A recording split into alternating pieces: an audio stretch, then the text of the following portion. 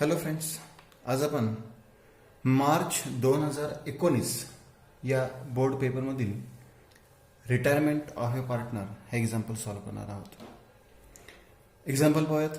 Following is the balance sheet of Dhirshree, Sonam and Simran who were sharing profits and losses in the proportion of their capital. आता इथे आपल्याला ratio त्यांनी का सांगितलंय? Capital proportion सांगितलंय. मग त्याचा रेशो मी इथे लगेच काढून ठेवतो. त्यांचं कॅपिटल किती आहे बघा, 1,50,000, 1,50,000, 60,000, 60,000 आणि 90,000, 90,000 हा त्यांचा रेशो आहे. हे त्यांचं कॅपिटल आहे. इक्वल झिरो कॅन्सल करा. इक्वल इन द सेन्स की प्रत्येक ठिकाणचे सेम सेम झिरो. इथे 4 झिरो आहेत, इथेही 4 आहेत, इथेही 4 आहेत. हे 4 झिरो कॅन्सल केले. समजा इथे 5 झिरो असते तर 4च कॅन्सल केले असते, एक ठेवला असता. आता राहिले 15, 6 आणि 9. या तिन्ही संख्येला एका संख्येने भाग जायला पाहिजे, तर 3 ने भाग जातोय. किंवा तुम्ही जर 15, 6, 9 हा रेशो ठेवला तरी चालेल, पण आपण 3 ने भाग लावूया. 3 त्रिक 9, 3 दुनी 6, 3 पाची 15. म्हणजे यांचा रेशो किती आलेला आहे? 50, 2, 3, 5, 2, 7, 3, 10. म्हणजे 5/10, 2/10 आणि 3/10 हा त्यांचा कॅपिटल प्रपोर्शन रेशो म्हणजे दिलेला प्रॉफिट शेअरिंग रेशो दिलेला आहे. तो कॅपिटलच्या प्रपोर्शन प्रमाणे आहे, म्हणजे कॅपिटलच्या प्रमाणे आहे. आता लायबिलिटी साईडला कॅपिटल दिले तिघींचं, सन्ड्री क्रेडिटर्स दिलेले आहेत, ॲसेटला machinery, building, stock, डेटरची inner कॉलमला value दिले, ऑलरेडी लेस केलाय. बँक बॅलन्स दिलेला आहे, बरोबर. म्हणजे कॅश अकाउंट ऐवजी आपण बँक अकाउंट तयार करायचा, एवढाच फरक होईल. आता ऍडजस्टमेंट कोणकोणते दिलेत बघूयात. पहिले ऍडजस्टमेंट दिलेलं आहे, सिमरन रिटायर झाले किंवा रिटायर झाले 31 मार्च 2016 आणि ऍडजस्टमेंट दिले. Stock valued at 92%. स्टॉकवर ऍडजस्टमेंट दिले, तो स्टॉक 92% करायचा आहे. पुढची ऍडजस्टमेंट आहे, RDD is to be maintain at 10% on sundry debtors. डेटर्सवर आरडीडी कॅल्क्युलेट करायचा आहे, डेटर्सला टिकमार्क करूयात. पुढची ऍडजस्टमेंट आहे, goodwill of the firm the value of land and building be appreciated by 20%. land and building tick mark करूयात. पुढचे adjustment दिले, the goodwill of the firm B fix at ₹36,000. हे फर्मचं गुडविल लक्षात ठेवा. हे गुडविल कशाचं आहे? फर्मचं आहे. आता पुढे काय सांगितलं नसेल तर आपल्याला फर्मचं गुडविल रेस करावं लागेल, पण पुढे सांगितलंय अँड सिमरन्स शेअर. हा पॉइंट अत्यंत महत्वाचा आहे. सिमरन्स शेअर म्हणजे यातला सिमरनचा शेअर काढावा लागेल आपल्याला. मग 36,000 गुणिले सिमरनचा शेअर. याच्यात सिमरन बघा तिसरी पार्टनर आहे आणि तिसऱ्या पार्टनरचा शेअर 3/10 आहे. म्हणजे याला गुणिले 3/10 करावं लागेल आपल्याला. 1 ला 1 कॅन्सल होईल. आता गुणाकार करूया. 300, 300, 6 18, 4 1, 3 9 1 10 म्हणजे 10,800 रुपये. सिमरन्स शेअर 10,800 काढले आपण. In the same be adjusted in the accounts of continuing partners in the gain ratio. म्हणजे इथे आपल्याला गुडविलचे 2 एंट्रीज कराव्या लागणार आहेत. एक्झाम्पल सॉल्व्ह करताना त्या एंट्रीज आपण एक्सप्लेन करेनच. इथे आपल्याला गुडविलच्या किती एंट्रीज करायच्या? 2 एंट्रीज करायच्या. कारण की ते गुडविल आपल्याला ऍडजस्ट करायचं गेन रेशोमध्ये, आणि या उदाहरणामध्ये गेन रेशोचं सुद्धा कॅल्क्युलेशन आपल्याला करावं लागणार आहे. The entire capital of the new firm be fixed at ₹4,80,000 between Dhirasri and Sonam in the proportion to their new profit sharing ratio, which is fixed at 3:1. मी तुम्हाला सांगितलंय सुरुवातीच्याच एक्झाम्पलमध्ये किंवा गेन रेशो, सॅक्रिफाईस रेशो त्या व्हिडिओमध्ये, त्या लेक्चरमध्ये तुम्ही पाहू शकता. जर उदाहरणामध्ये न्यू रेशो त्यांनी दिला असेल, जर उदाहरणामध्ये न्यू रेशो त्यांनी सेपरेट दिला असेल तर आपल्याला गेन रेशो हा कॅल्क्युलेट करावाच लागतो आणि ऍडमिशनमध्ये सॅक्रिफाईस रेशो कॅल्क्युलेट करावाच लागतो. इथे आपल्याला न्यू रेशो दिलेला आहे म्हणजे आपल्याला इथे गेन रेशो कॅल्क्युलेट करावा लागणार आहे. आणि जो डिफरन्स आहे कॅपिटल अकाउंटचा, तो कॅपिटल अकाउंटचा डिफरन्स कुठल्या अकाउंटला ट्रान्सफर करायचा आहे? कॅश अकाउंटला म्हणजेच बँक अकाउंटला ट्रान्सफर करायचा आहे. ठीक आहे. तर एक्झाम्पल पाहिले सर्वांनी, तुम्ही लिहून सुद्धा घेतलेलं आहे. आता एक्झाम्पल आपण सॉल्व्ह करायला सुरुवात करूयात. पहा आता लक्ष द्या व्यवस्थित. बरेचसे पॉईंट्स एक्झाम्पल एक्सप्लेन करताना मी सांगितले. पहिल्यांदा आपण बॅलन्स शीटचं पोस्टिंग करूयात. ॲसेट साईडलाच येणार. प्लांट अँड मशिनरी याच्यावर कोणतीही ऍडजस्टमेंट नाहीये. आउटरला घेतल्या 60,000, 60,000. लँड अँड बिल्डिंग ॲसेटलाच घेतले आपण. लँड अँड बिल्डिंग त्याच्यावर ऍडजस्टमेंट आहे. इनर कॉलमला 1,65,000, 1,65,000, एक जागा सोडली. स्टॉक ॲसेटलाच 36,000, इनर कॉलमला त्यालाही एक जागा सोडली. डेटर्स इनर कॉलमलाच 36,000 आणि त्यालाही एक ओळ जागा सोडली. आणि आरडीडी आपण हा आत्ता विचारात घेत नाही, माहिती आपल्याला दिलेला ट्रायल बॅलन्स मध्ये दिलेला आरडीडी आपण विचारात घेत नाही. आता बँक बॅलन्स पुढे दाखवणार आपण. बँक अकाउंटच्या डेबिटला टू बॅलन्स ब्रॉट डाऊन 51,000 51,000 असं याचं पोस्टिंग केलं. लायबिलिटीचं पोस्टिंग करूया. कॅपिटल अकाउंटच्या क्रेडिट साईडला बाय बॅलन्स ब्रॉट डाऊन 1,50,000 60,000 आणि 90,000. 1,50,000 60,000 90,000. आणि सन्ड्री क्रेडिटर्स लायबिलिटी साईडलाच एक 5 ओळी सोडून सन्ड्री क्रेडिटर्स 45,000 45,000 झालं. या पद्धतीने आपण बॅलन्स शीटचं पोस्टिंग केलेलं आहे. आता ऍडजस्टमेंट्स बघूयात. पहिले ऍडजस्टमेंट काय सांगितले? The stock is to be valued at 92% of its book value. म्हणजे स्टॉकचे व्हॅल्युएशन 92% करा. इथं ओव्हर व्हॅल्यूड किंवा अंडर व्हॅल्यूड असा शब्द नाहीये, त्याच्यामध्ये अजिबात कन्फ्युजन करू नका. खूप सिंपल आणि इझी ऍडजस्टमेंट आहे. बरेच विद्यार्थी काय करतात की सिंपल ऍडजस्टमेंट आहे ते टफ करतात आणि तिथे ओव्हर व्हॅल्यूड अंडर व्हॅल्यूड असं दिलेलं असं गृहीत धरून ऍडजस्टमेंट करतात. तर ते ओव्हर व्हॅल्यूड किंवा अंडर व्हॅल्यूड वाक्यरचना नाहीये. स्टॉकची किंमत 92% करा. 92% करा म्हणजे किती टक्के लेस करावे लागेल आपल्याला? 8% लेस करावे लागेल. म्हणजे स्टॉक मधून काय करायचं आहे? लेस. आता डेप्रिसिएट म्हणण्याच्या ऐवजी आपण काय म्हणूयात? डिक्रीज किंवा रिड्यूस म्हणायचे. किती टक्क्याने लेस करायचं आपल्याला? 92% करायचं म्हणजे 8%ने कमी करायचं आहे. मग करूयात 8%ने कमी. 36,000चा 8% कॅल्क्युलेट करूयात आपण. 36,000 गुणिले 8/100. 2 शून्यला 2 शून्य गेले. 8 शून्य 0 8 7 48 ह्याच्या आले 4 8 त्रिक 24 आणि 4 28 2,880 रुपये. 2,880 रुपये वजा बाकी आउटरला आलेले आहे 33,120 रुपये. स्टॉक कमी झाला म्हणजे आपला काय झाला? लॉस. रिव्हॅल्युएशनच्या डेबिटला टू स्टॉक किती रुपये स्टॉक कमी झालेला आहे? 2,880 रुपये स्टॉक कमी झालेला आहे. आरडीडी मेंटेन करा सांगितलं 10%. काय करतो आरडीडी आपण? डेटर्स मधून लेस आरडीडी 10%. 36,000चा 10% किती येणार? 3,600 वजा बाकी आउटरला किती येणार आहे? 32,400. परंतु हा सगळा लॉस आपण दाखवू शकत नाही किंवा तो लॉस आहे असं सुद्धा म्हणू शकत नाही, कारण की आता एक्झाम्पल मध्ये बघायचं आहे डेटर्सला आउटरची व्हॅल्यू किती आहे. एक्झाम्पल मध्ये डेटर्स आउटरला किती आहे? 33,000 आणि आपल्या एक्झाम्पल मध्ये किती आले? 32,400. म्हणजे फक्त आणि फक्त 600 रुपयाने डेटर्स काय झालेले आहेत? कमी झालेले आहेत. म्हणजे लॉस इथे फक्त डेटर्सचा किती येणार आहे? 600 रुपये येणार आहे. आरडीडी 600 रुपये. पुन्हा एकदा लक्षात घ्या, दोन्ही प्रकार लक्षात ठेवू शकता. जुना आरडीडी किती होता? 3,000. नवीन आरडीडी किती आहे? 3,600. म्हणजे 600 रुपये आरडीडी वाढला म्हणजे 600 रुपये आपला लॉस झाला. किंवा आउटरची व्हॅल्यू आपण नेहमी कम्पेअर करतो, त्यानुसार तुम्ही लक्षात ठेवलं तरी चालेल. पुढची ऍडजस्टमेंट आहे land and building be appreciated by 20%. Appreciate करायचे म्हणजे ऍड करायचे 20%ने प्लस अप्रिसिएट 20% 20%. 1,65,000चा 10% असतो 16,500 म्हणजे 20% किती येणार? 33,000 रुपये. मग 33,000 रुपयाने वाढवा म्हणजे आउटरला किती आले बघा? 1,98,000. आउटरला 1,98,000. प्रॉफिट झाला. प्रॉफिट कुठे दाखवतो आपण? रिव्हॅल्युएशनच्या क्रेडिटला बाय लँड अँड बिल्डिंग 33,000 33,000 रुपये. इथेपर्यंत अगदी इझी एक्झाम्पल होतं. आता याच्यानंतरची ऍडजस्टमेंट आहे ती नीट समजून घ्या. The goodwill of the firm B fix at ₹36,000. म्हणजे फर्मचं गुडविल किती रुपये आहे? 36,000 रुपये आहे. And Simran's share in the same be adjusted in the accounts of continuing partners in the gain ratio. हे ऍडजस्टमेंट नीट बसवून घ्या. आता ह्याची आपण वर्किंग नोट करूयात. पाहूया. Goodwill of the firm fix 36,000 आहे. Firm's goodwill 36,000.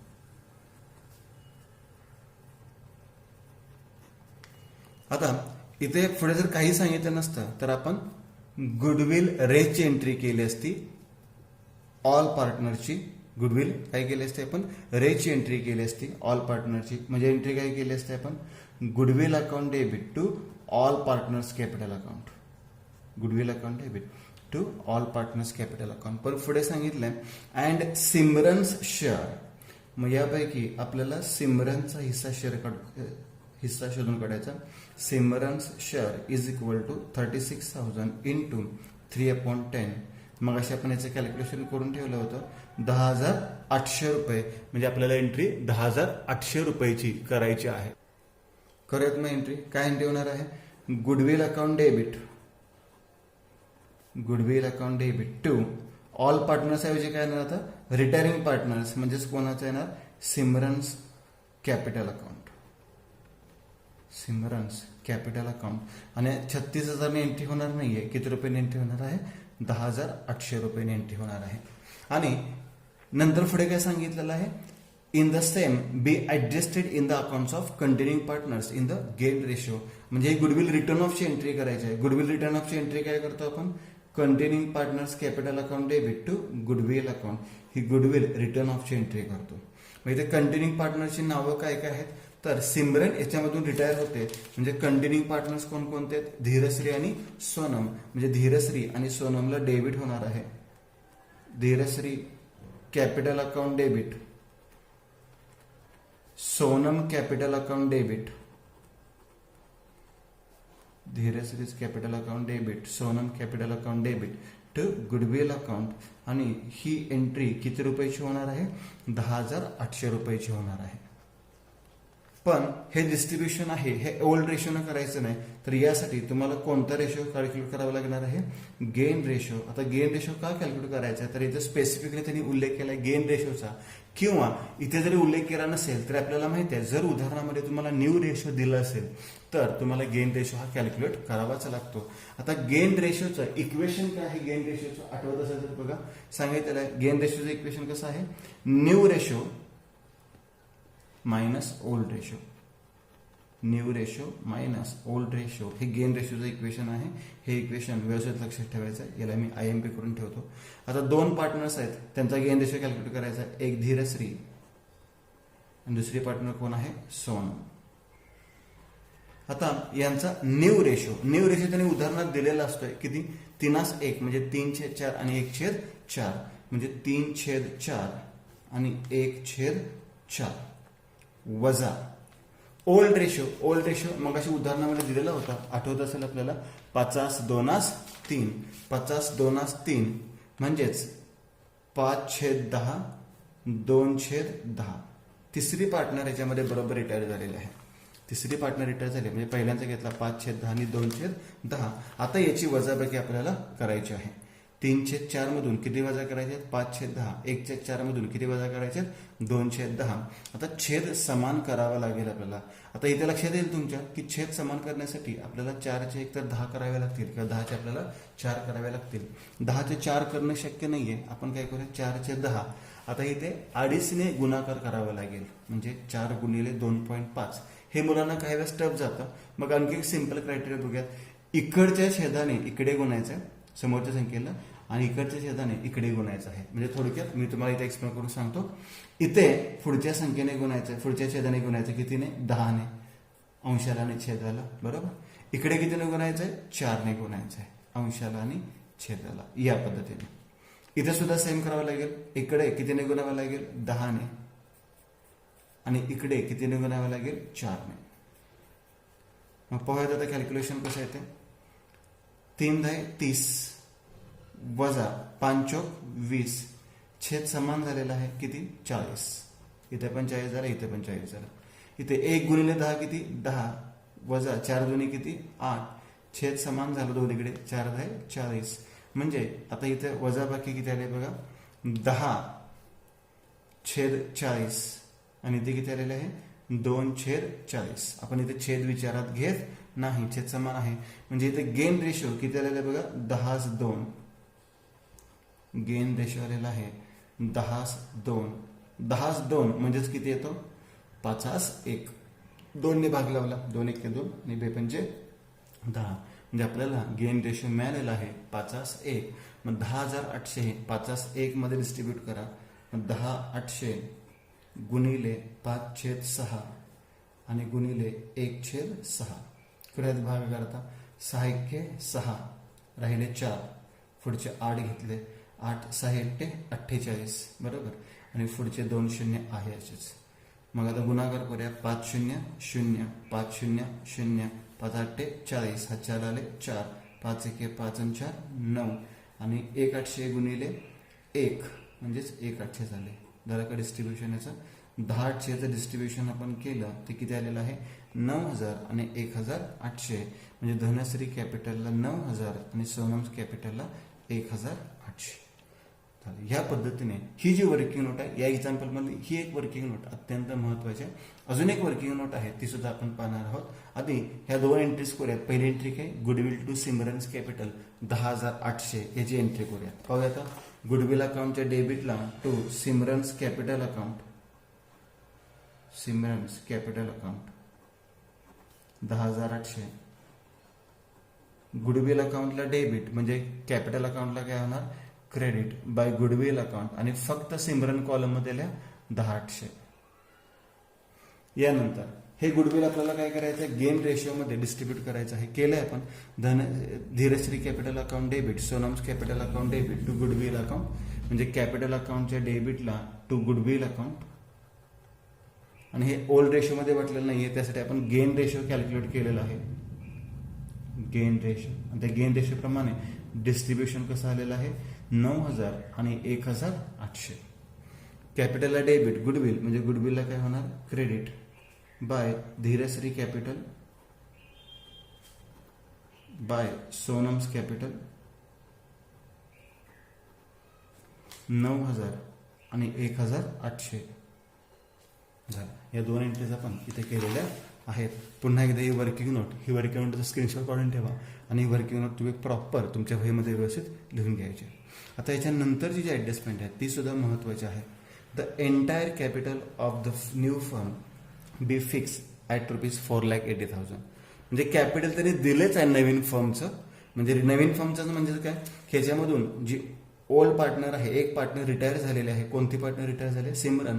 मग सिमरन व्यवसायातून गेल्यानंतर ज्या 2 पार्टनर राहिलेल्या धीरश्री आणि सोनम त्यांचं कॅपिटल किती ठेवायचं आहे 4,80,000 हे फिक्स ठेवायचं आहे. आणि जो फरक येईल कॅपिटलला तो कॅपिटलचा फरक कुठल्या अकाउंटला ट्रान्सफर करायचा आहे कॅश अकाउंटला. मग 4,80,000 न्यू कॅपिटल दिलंय.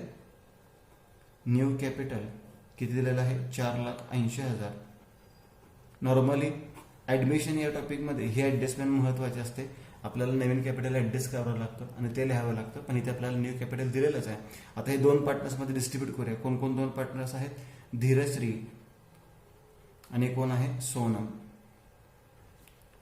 ह्या नवीन पार्टनर्समध्ये म्हणजे राहिलेल्या पार्टनर्समध्ये कंटिन्यू पार्टनर्समध्ये डिस्ट्रीब्यूट करूया 4,80,000. कोणत्या रेशोमध्ये डिस्ट्रीब्यूट करायचं आहे त्यांनी न्यू रेशो दिलेला होता 3:1 म्हणजे 3/4 आणि 1/4. भाग लावूया 4 1 4, 4 1 4, 4 2 8 म्हणजे 1,20,000. 12 3 36, 3,60,000 आणि 12 1 12, 1,20,000. आता हे न्यू कॅपिटल कुठे कुठे दाखवतो ऍडमिशन टॉपिकमध्ये सुद्धा हा पॉईंट मी क्लिअरली स्पष्टपणे सांगितलेला आहे. इथे परत एकदा सांगतो तर ही नोट हवं तर लिहून ठेवा. न्यू कॅपिटल कुठे दाखवते नेहमी आपण कॅपिटल अकाउंटच्या डेबिटला, कॅपिटल अकाउंटच्या डेबिटला काय म्हणून दाखवतो टू बॅलन्स कॅरीड डाऊन. आणि दुसरा इफेक्ट कुठे दाखवतो बॅलन्स शीटच्या लायबिलिटी साईडला, बॅलन्स शीटच्या लायबिलिटी साईडला. हा पॉईंट व्यवस्थित लक्षात ठेवा. कॅपिटल अकाउंटच्या डेबिटला दाखवा टू बॅलन्स कॅरीड डाऊन म्हणून आणि बॅलन्स शीटच्या लायबिलिटी साईडला दाखवा. झाले. आता ह्या एक्झाम्पल मधल्या सर्व ऍडजस्टमेंट झालेत. एकदा हा पॉईंट दाखवतो नंतर अकाउंट्स आपण क्लोज करूयात. कॅपिटल अकाउंटच्या डेबिटला to balance carried down, balance आपण नेहमी शेवटी दाखवतो म्हणून मी खाली लिहिलंय. याला मी स्टार करत नाहीये कारण की हा फरक नाहीये, तर आपण कॅल्क्युलेट केलेली रक्कम आहे आणि हा बॅलन्स आपण नेहमी बॅलन्स शीटच्या लायबिलिटी साईडला दाखवतो हे आपल्याला माहित आहे. इथं लिहून ठेवलं मी. डिस्ट्रीब्युशन मग अशी किती केलं होतं आपण 3,60,000 आणि 1,20,000. कॅपिटल अकाउंटच्या डेबिटला आणि बॅलन्स शीटच्या लायबिलिटी साईडला कॅपिटल अंडरलाईन कोण कोण येणार आहेत धीरश्री आणि कोण आहे सोनम.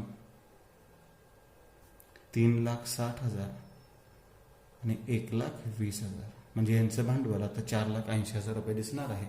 आणि आता कॅपिटल अकाउंटला जो फरक येणार आहे तो कुठे पाठवायचा आहे, कॅश किंवा बँक अकाउंटला पाठवायचा आहे, पण तो आत्ता आपण पाठवू शकत नाही. अकाउंट क्लोजिंग करूयात. यात पहिला अकाउंट कोणता क्लोज करावा लागेल, रिव्हॅल्युएशन अकाउंट. दुसरा अकाउंट कोणतं क्लोज करावं लागेल, गुडविल अकाउंट. तिसरा नॉर्मली बँक करतो, पण आता इथे बँक करता येणार नाही. तिसरा अकाउंट कोणता करावा लागणार, पार्टनर्स कॅपिटल अकाउंट. चौथा कोणता करायचा आहे, बँक अकाउंट. आणि शेवटी कोणता अकाउंट आहे, बॅलन्स शीट काय झाली पाहिजे, टॅली झाली पाहिजे. आता बरेच विद्यार्थी ह्याच्यामध्ये कन्फ्युजन कायम प्रश्न विचारतात की गुडविल अकाउंट आणि बँक अकाउंट केला पाहिजेच का. तर मी सांगितलंय अशी कोणतीही अट नाहीये. हे दोन अकाउंट तुम्ही वर्किंग नोटमध्ये केले तरी चालतात, इव्हन नाही केले तरी चालतात. पण आता या एक्झाम्पलमध्ये कॅपिटलचा फरक तुम्ही बँक अकाउंटला पाठवणार आहे आणि समजा तुम्ही दोन अकाउंट केलेच नसतील तर थोडंसं कन्फ्युजन होण्याची शक्यता आहे. मी असं म्हणत नाही की तुमच्या लक्षातच येणार नाही, पण हे अकाउंट जर नाही केले, बँक अकाउंट नाही केला, तर याचा जो फरक आहे तुम्ही बँक अकाउंटला पाठवणार. आणि बँक जर डेबिट क्रेडिट साईडला दोन्ही साईडला फरक आला तर मुलांचं कन्फ्युजन होऊ शकतं. म्हणून बेटर वे तुम्ही गुडविल अकाउंट आणि कॅश किंवा बँक अकाउंट हा वर्किंग नोटमध्ये रफ केला तरी चालेल, पण तो अकाउंट केला तर तुम्हाला सोपा जाईल. ठीक आहे, झालेले आपले अकाउंट्स क्लोज करून पोस्टिंग करून सर्व. आता अकाउंट्स काय करूयात, क्लोज करूया. पहिला अकाउंट रिव्हॅल्युएशन अकाउंट क्लोज करूया. 33,000 रुपये क्रेडिट साईडची बेरीज जास्त आहे, ती पहिल्यांदा केली आपण, 33,000 रुपये. डेबिट साईडला फरक येणार आहे, तो फरक त्याला आपण म्हणतो to profit transfer. To profit transfer किंवा त्याला टू पार्टनर्स कॅपिटल अकाउंट म्हणतो आपण, तसंही म्हणलं तरी चालेल. टू प्रॉफिट ट्रान्सफर कोणाकोणामध्ये डिस्ट्रीब्यूट करायचं आहे, ऑल पार्टनर्समध्ये. धीरश्री, सोनम आणि सिमरन कॅपिटल, कॅपिटल आणि कॅपिटल. डिस्ट्रीब्युशन करूया. आता किती रुपयाला फरक येतो ते शोधून काढूयात. 8 आणि 2 10, ह्याच्याला 1, 9 6 15, 15 आणि 5 20, ह्याच्याला 2, 2 आणि 2 4, म्हणजे 29,520 रुपये. आता हे 29,520 रुपये डिस्ट्रीब्यूट करूया. 29,520 गुणिले त्यांचा ओल्ड पार्टनरचा रेशो किती दिला होता बघा, कॅपिटल प्रपोर्शनमध्ये होता 5/2/3, 5/10, 2/10 आणि 3/10. हे डिस्ट्रीब्युशन तुम्हाला पेपरमध्ये दाखवायचं नाही, इथे तुम्हाला फक्त लक्षात ठेवा म्हणून मी करून दाखवतोय. 5ने भागूयात, आता गुणूयात. 5 दुणे 10, ह्याच्याला 1, 5 5 25 आणि 1 26, ह्याच्याला 2, 5 9 45 आणि 2 47, ह्याच्याला 4, 5 दुणे 10 आणि 4 14, 14,760. 2 ने गुणयात, 2 दुणे 4, 5 दुणे 10, ह्याच्याला 1, 9 दुणे 18 आणि 19, ह्याच्याला 1, 2 गुणिले 2 4 आणि 5. आणि 3 ने गुणयात, आता 3 दुणे 6, 3 5 15, ह्याच्याला 1, 9 त्रिक 27 आणि 1 28. म्हणजे डिस्ट्रीब्युशन किती आलेलं आहे बघा, 14,760, 5,904 आणि 8,856. इनर कॉलमला दाखवा, आउटरला घ्यायचं नाही. रिव्हॅल्युएशनला डेबिट, कॅपिटल म्हणजे कॅपिटलला काय होणार आहे, credit by revaluation account. By revaluation account कंसात याला आपण काय म्हणू शकतो, प्रॉफिट. 14,760, 5,904, 8,856. आणि आता आपल्याला कोणता अकाउंट क्लोज करावं लागणार आहे, गुडविल. गुडविल अकाउंटला फरक नाही येत आहे, जर आला तर त्याला आपण बाय बॅलन्स क्रेडिटर म्हणतो आणि तो ॲसेटला पाठवतो. पण इथे गुडविल अकाउंट काय झालंय, टॅली झालंय. किती रुपयाने टॅली झालाय, 10,800 रुपयाने. आता आपण पार्टनर्स कॅपिटल अकाउंट क्लोज करूयात.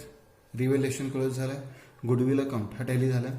आता बँक अकाउंटच्या आधी आपल्याला कोणता अकाउंट क्लोज करावं लागणार आहे, पार्टनर्स कॅपिटल. कारण की पार्टनर्स कॅपिटलचा फरक आपल्याला बँक अकाउंटला पाठवायचा आहे आणि बँकचा फरक आपल्याला ॲसेटला किंवा लायबिलिटीला साईडला पाठवून बॅलन्स शीट टॅली करायची आहे.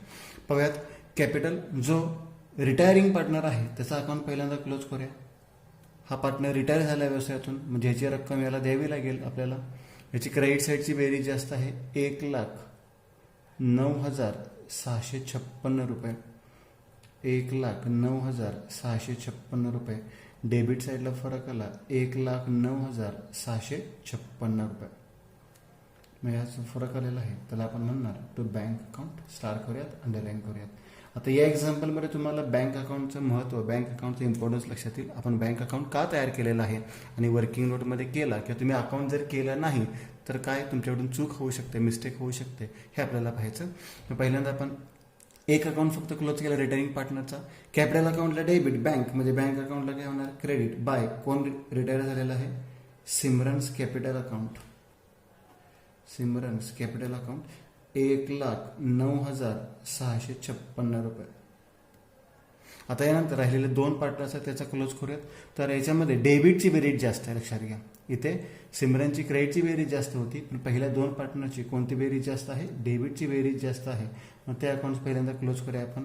3,69,000 आणि याचे 1,21,800.